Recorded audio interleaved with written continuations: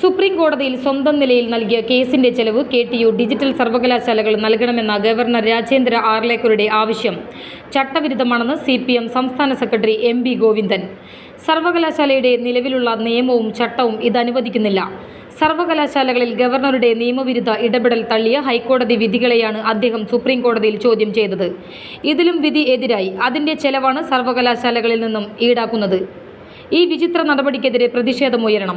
പക്ഷം പിടിക്കുന്ന ആളുകളെ ഉപയോഗപ്പെടുത്തി നിയമവിരുദ്ധമായി ഇടപെടുന്നു. അത് ഉന്നത വിദ്യാഭ്യാസ മേഖലയെ തകർക്കാനാണ്. ക്രിയാത്മക നടപടികളിലൂടെയാണ് പൊതുവിദ്യാഭ്യാസ മേഖലയും ഉന്നത വിദ്യാഭ്യാസ മേഖലയും മികച്ച നിലവാരത്തിലേക്ക് കുതിച്ചത്. സർവകലാശാലകളും കോളേജുകളും ദേശീയ അന്തർദേശീയ നിലവാരത്തിലുള്ള അംഗീകാരം നേടി. സൗകര്യങ്ങളും നിലവാരവും ഉയർന്നതിന്റെ ഫലമായി ഉന്നത വിദ്യാഭ്യാസ മേഖലയിൽ വിദ്യാർത്ഥികൾ വർദ്ധിച്ചു. രാജ്യത്തെ മികച്ച 17 സർവകലാശാലകളിൽ 3 ആദ്യ 100 കോളേജുകൾ 18 കേരളത്തിലാണ്. ഈ ഘട്ടത്തിലാണ് അനാവശ്യ ഇടപെടലിലൂടെയും കേസുകളിലൂടെയും ഈ മേഖലയെ തകർക്കാൻ ഗവർണറെ ഉപയോഗിച്ച് കേന്ദ്രം ശ്രമിക്കുന്നത്.